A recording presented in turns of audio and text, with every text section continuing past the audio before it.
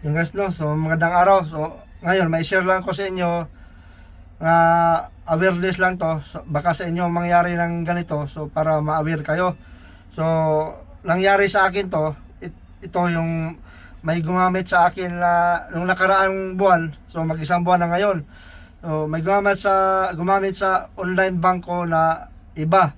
So naka-receive ako ng mga message na online purchase na hindi ko alam kung sino. So ngayon nga, ito yung amount, oh. You have 865 SAR book entry. So ito nga yung pinurchase ng tao kung sino yon.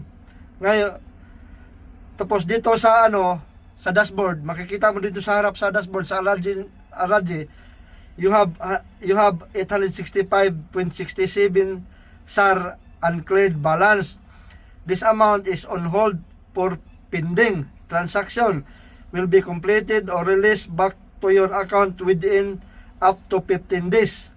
So, may balik lang daw ang pera within 15 days. So, ngayon, ang nangyayari kasi sa akin, kasi medyo malaking pera to. So, sa mga nakakausap ko, marami akong nakausap na ganito yung nangyari.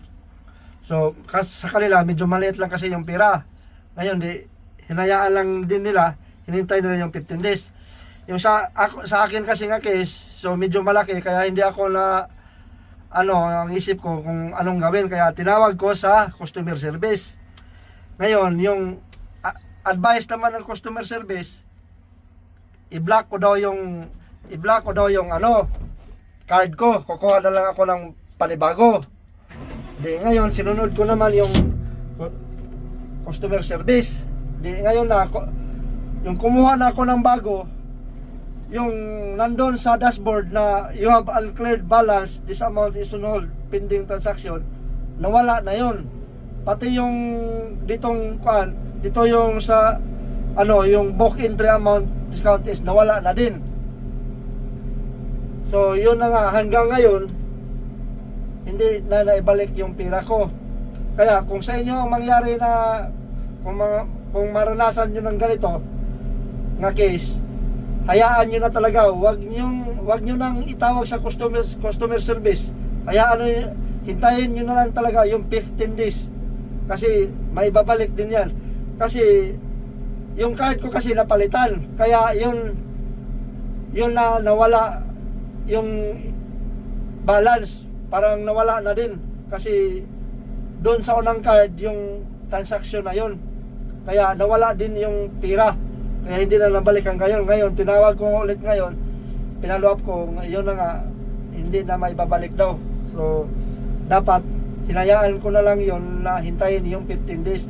Hindi ko na tinawag pala. So, yun kasi huli na yung mga nakausap ko eh. So, tapos na akong nakatawag ng customer service. Saka pa ako nakakausap ng mga iba na ganitong case.